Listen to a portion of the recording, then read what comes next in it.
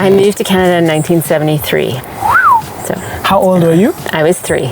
3 years Yeah. old. So we went to Gujarat State. After work, I'd want to go for a run, just to have some exercise. I'm running in my dupatta and salwar kameez. They're just like, Why are you running? why are you doing this? They looked at all of our international experience. It was like, well, you're not from, you didn't have it here, so your international experience will not count for anything when you come back.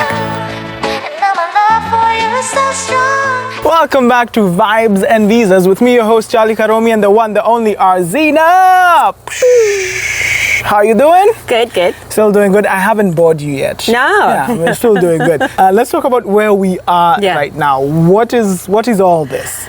So this is our wash station, and at this time of the year, this is where we process all of the berries that come off the farm. So right now, we put it on our conveyor belt, take out all of the sticks and leaves, clean it up, weigh it, box it, put it in the cooler, and then people come. And often we'll buy out of the cooler, or we take it to farmers market. Ah, so this is like just before hub. from the farm to the washed area, cleaned, packaged, and then it goes out. Let me just bring them. We need to sample some berries. Just give me 1 second.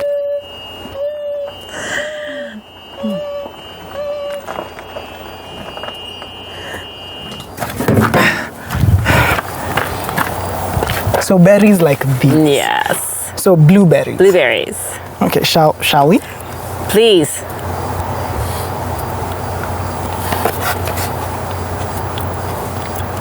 No pesticides, no herbicides, No, none of that. nothing. All organic. Yeah. This is beautiful. So can I have it all? Like I eat a lot. Just you? I can eat. Okay, whole thing. So as you talk, this is beautiful. Amara Farm, you guys. This is. Let me put it back on the cart, and then we'll clean it later. Sounds good. Tell me about. Arzeena, I'm really curious. After all of this, after living in Richmond for most of your life, why the move into rural Canada?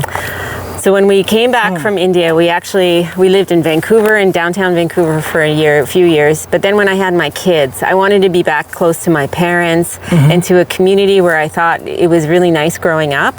So we moved back to Richmond, and the girls were doing well. We were in Richmond and around all of our friends and family. But if you recall, around 2008, it was the first financial meltdown. Yeah. And that was the first time I'd ever seen people hoarding food, where you could not find rice on the supermarket shelves. And, there was this anxiety around climate, around peak oil, and what was going to happen to our food system. Yeah. And so Neil and I just looked at each other and said, we'd never really thought about starting a farm, but that moment kind of sparked in us, we need to have some more, maybe control is a bad word, more involvement in growing food. And if two of us with 4 degrees in agriculture between us can't start a farm, then who can, right? Yeah. And the girls were still young enough that we could move them to a different community. So we found this property in 2010. My in-laws moved here in 2011, and then we moved here in 2012. So, yeah. All the way. How did you even... U-Haul, you hired, how did you move it? Movers, yeah. Movers, all the way out here. Oh, yeah. How did you take it? How did the girls take it? Because... I think it was harder for the girls, a lot harder than I expected. And you know what was the hard point? Halloween. Where we lived in Richmond, we were in a suburb. Yeah. And at 6 o'clock, all the kids, they knock on the door. They all go out as a herd, and for an hour and a half, they're collecting candy from everyone. And they come back with sacks of candy, and it's so fun. Yeah. And they eat, and then I take it all away because I'm the mean mom, right? But here we have 5 houses on this road. and only one at the time had kids. And so Halloween was just like the biggest trauma for them. They couldn't understand how they could celebrate Halloween. Like they'd never had their mom drive them somewhere to celebrate, like to go Halloween trick-or-treating. So the concept wasn't even there. So that was hard. And of course, they had to make new friends. I think for me, it wasn't that hard. Like up until that point, I was doing a lot of volunteering in Richmond and had sat on a lot of boards, and kind of that was my thing. It was a comfort level, and I did that as soon as I moved here too. Speaking of volunteering, because we've talked about it before off camera, about how, and it's a challenge that a lot of people, especially immigrants, face. When you come to a new place, you don't really have a place to work, you don't have a place to gain any of the experience that people are telling you we need Canadian experience. And we talked about the importance and how volunteering is vital. Could you talk a little bit about that? Yeah. So I'm talking about, from my experience, volunteering more as a way of creating community connections. So when you move to a new community, you don't know anybody. And like we literally knew nobody here when we moved here. Volunteering is really what helped kind of create some social circles. So I obviously volunteered in the areas that I was interested in.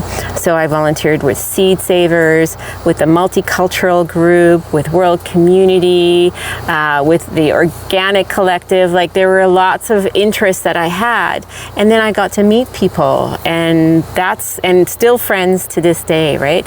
And I think I was very lucky. I grew up in a family where my dad is a big volunteer as well. Volunteerism, there's a term in Gujarati and Hindi called seva. So where you do give back to your community and you're trying to work in purpose. Like you're trying to have giving back kind of quality. Yeah. So it wasn't foreign to me, but I know it's not like in my husband's family, volunteerism isn't a thing. Like it's not natural as it was for me. So volunteering for some folks, I know it feels a bit odd to sacrifice your time and your energy for free, right? And to not get paid to do that work.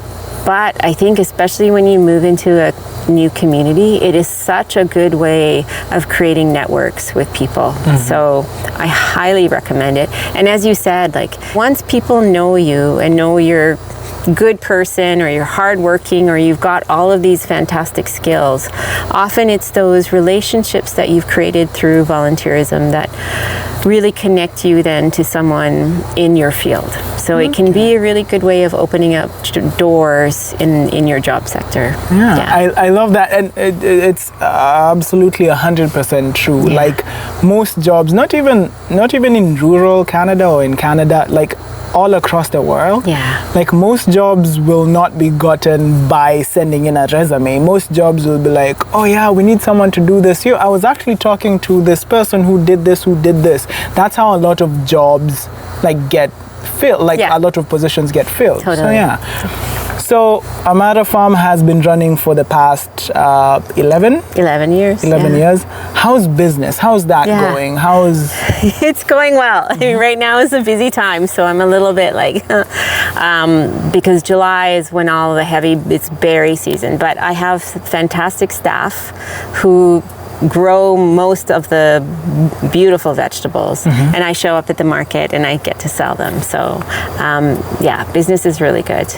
People are really understanding how important it is to support local farmers. So I find we've got a great support system of customers and people who just really they understand what we're doing. Is BC, like in general, BC or Vancouver Island, is it a nice place to start? From what you're saying, it's a nice place to start a business. I think so. Yeah. I can't compare it because I've never started a business anywhere else. But obviously, it's a beautiful area of the world to live. And if you can, get a place to stay, which is probably the harder part. You know, finding housing, that is the challenge. It is a challenge. But if you've got good ideas and, you know, a really keen spirit, entrepreneurism here can really fly. And if it's food related, we have an amazing network of farmers markets all across BC, who really embrace food, you know, any kind of processed food. Like if you're creating recipes, traditional recipes, people are really supportive of that. Yeah. Okay, love that. So apart from farming, you also got involved in, or are still involved in, politics. So according to the internet mtandao, you were previously the vice chair and director, Area B, Comox Valley Regional District. Yeah. Tell me about that. How politics? How and how did people react? Because I remember the last time we talked about your folks reacting to you going into farming. Yeah. How did they react with you going into politics? It was like, what the hell is she doing now? Again? Okay, let's go. Right? But they did donate to my campaign, so I can't complain. That's beautiful. Yeah. So, you know, we have local elections, obviously, every 4 years. I live in a rural area, so this is Area B. I have one representative on the regional district, and it was coming up to election in 2018, and I was like, okay, I don't really like the guy who's there right now. Somebody else, like, who's going to run against them? And it's like, come on, who's running against him? Guys, speak up. And it was like, fine, I'll go get the package. Okay, but like, come on, like somebody. And I was like, okay, if this was 2 weeks to the deadline, if nobody puts in their papers, okay, I'll put in my paper. Oh, okay, 1 week before the deadline, I was waiting for someone else to step up, and nobody did. And I was finally like, okay, it's me. And I mean, looking back on it, it was so ridiculous that I started so late. Because when you're running for election, you actually start months ahead of time, getting your team together. So it was crazy. But as soon as I declared on Facebook, as one does in 2018. Yeah. And at the time I was like, I don't know if this is so crazy. Like, I don't know what I'm doing. And as soon as I did that, like, people showed up at my door. They were like, you need to get some election signs. Come on. And they introduced me to the guy who made signs. And then someone showed up at my door. You need a website. Let's do it. And the community just came around me and held me and kind of helped me forward. So I was so lucky, the team that I had. Like, I'd never done door knocking in my life. So, and again, another friend, like, this is how you door knock. Yeah. This is what you say when you go to the door. And it was like, thank you, because I have no idea. But by that time, you know, I'd done enough volunteering in the community. I'm at the farmers market every Saturday. I think, and I'm quite outspoken around environmental and farming issues. People knew who I was and who I stood for. So I think they understood that I was very different from who was running, who the incumbent was. So yeah, I was able to win and was elected for 4 years. Yeah. How did that go for you? How did it feel being in the hot seat? You know, yeah, it's different because when you're an activist, you know, you're always like, you're pushing for change and you're like, you got to do this. And suddenly when you're on the other side, you're like, okay. And people were like, okay, yay, we elected Arzeena, let's put our feet up. I'm like, no, that's not how this happens. It still work. You still have to bring it to me. Like, it still work. But now there's a friendly voice and a friendly face. Yeah. And when you come, I will support you. Yeah. But I learned very quickly that when you're a local politician, at least in Canada, or at least in our regional district, you cannot push something forward that is not supported or seen to be supported by community. So even when you're elected, you don't have a lot of power until the community comes to you with those things that you can say yes or no to. Yeah. Which ideally should be the case with everyone, with every politician. Yeah. Like, it's not about you, it's about what the community, what the electorate wants. Yes. So, yeah. So you need to be that voice who welcomes them, tells them, come to council. This is how you do it. I mean, I think the most cut and paste I did was, this is how you come and speak to us. This is the form, fill it out. These are the dates that we meet. Make sure you take some time off because we meet during the day. So, and that's how it would help community to come and present to council so that people knew what was going on. Let me ask you, and I guess this is an issue not just in Canada but all over the world with young people. Young people are not, we know nothing about politics. We're either not interested or we feel like all politicians as a whole are just inherently evil. Like we see it as something that is separate from us, so completely separate from us. We have no interest in it. Is that the case here in Canada? Is that the case all over the world? Is there a solution? And is there a need for young people to be even interested in politics? Oh my God, absolutely. I mean, that's why I got into politics, right? I'm not making change for me. I'm making change for my kids' generation so that they feel that there's a future for them, or that they feel that this community represents them. And I cannot stress how important the youth voice is and how powerful it is. You know, Courtenay Council had a group of grade 6 students come and tell them that we need a sidewalk. Like, it's dangerous for us to walk home. Like, how do you say no to 6-year-olds? Like, the power that young people have, I think you don't understand how much when you organize and you come to us, how scary it can be. Like, we can't say no to you. Because, of course, you are the generation that's going to be feeling the impacts of the changes that we make now. So, you know, I see huge benefit, like transit. It's now free for young people up to grade 7 to use transit. That was pushed by young people. So. I didn't even know the transit. I thought like since transit started, like it's always been free for everyone under 12. No, that just happened. When I grew up, it was not free. It was not. You were like, oh my God, you had to give sign change. It was like $1.25. You have to find all the change. Now kids just jump on. And actually, it's beautiful because if I'm a kid and I want to go on an adventure, or I want to go here or there with my friends, I don't have to be like, I can just go. Absolutely. Like the city, the world is your oyster. Like it's your playground. Now we have to push it to 18 because honestly, like teenagers need to go to school. They also need to go to school, and when they get in the habit of using the bus to get to where they want to go, then they're less likely to everybody want to buy a car and have to like. Neither of my kids want to have a car when they grow up, which is awesome because they certainly. I mean, they took the bus to school. But we live in a rural area, and they had to be driven everywhere. But they're both really inspired to not have a car if possible. Okay, amazing. And apart from, as we wind down, we're just about to finish, but I have to ask about radio. So you're doing the farming, you're doing the politics, and now you're doing the radioing. Tell me about the radioing. So, I mean, it's a little bit related to politics. You know, one of the things that I found, and I think this is probably true in all communities, especially the rural ones, when you only have one community newspaper, there are not many outlets for local voices, right? And I think hearing from local people is so important, be it music or opinion or whatever. And I'm really wanting to see more opportunity for those voices to be heard. And so a friend of mine, Jamie, kind of put out, like he came up to me and said, you know, I'm really interested in starting a community radio station.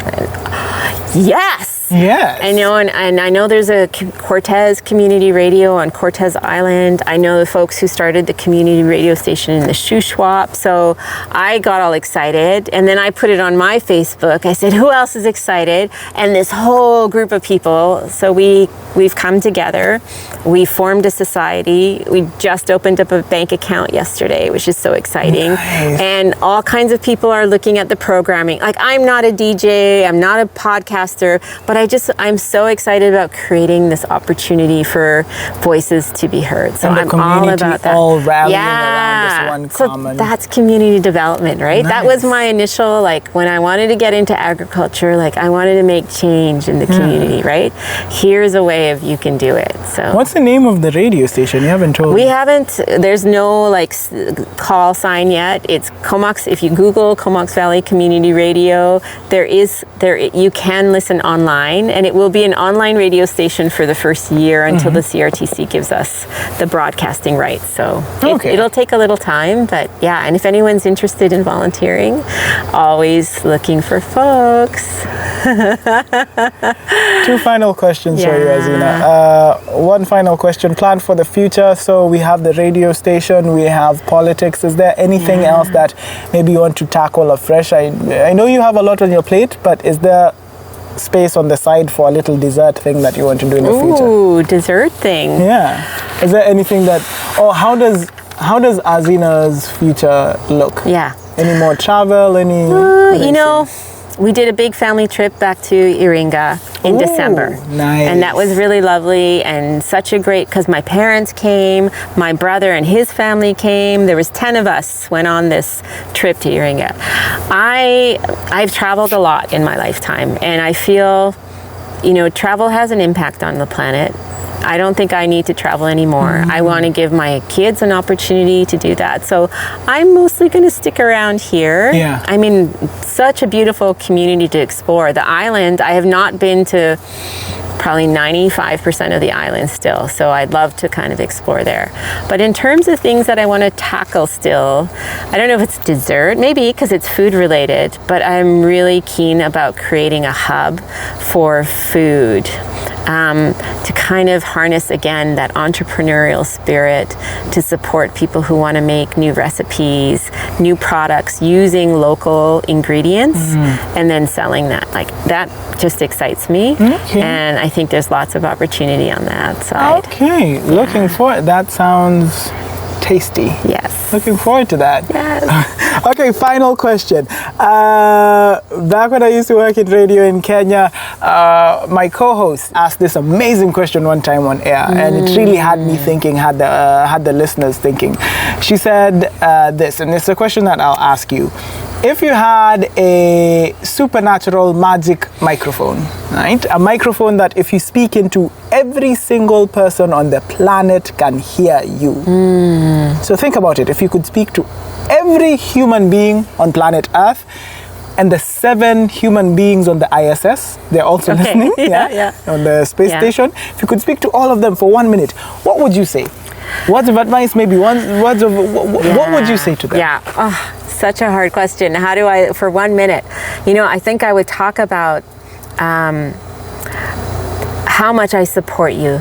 I want people to feel, if they're feeling alone, that I have, we've got you. We're behind you. Feel the love of me, of your community, and feel strengthened by it.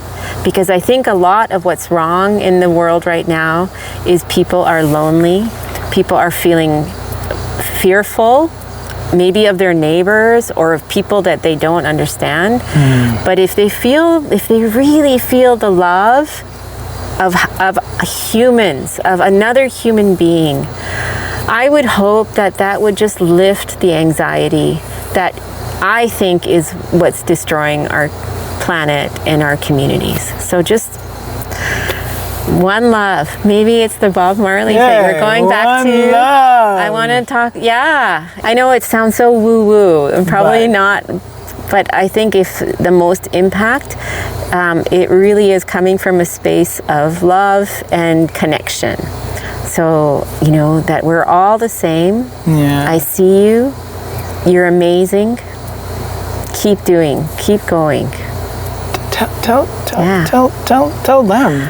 Tell them. I see you. I love you. Keep doing it. Keep going. We're behind you. Beautiful. Love it. I love it.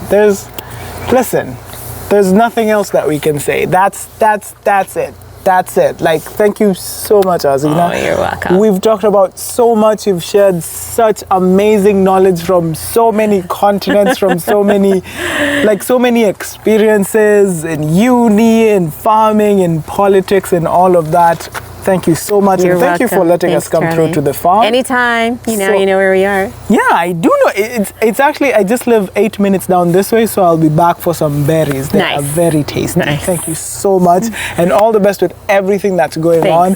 And when we start, when we really now start ramping up the radio station, we're about to do big things. So good. Big things. So good. Okay, thank you guys so much for watching this episode of Vibes and Visas with me, your host Charlie Karomi, and the one, the only Arzeena. And as usual, how I always tell you, remember, kutembea kwingi Ni kuona mengi. Yes, that's the one.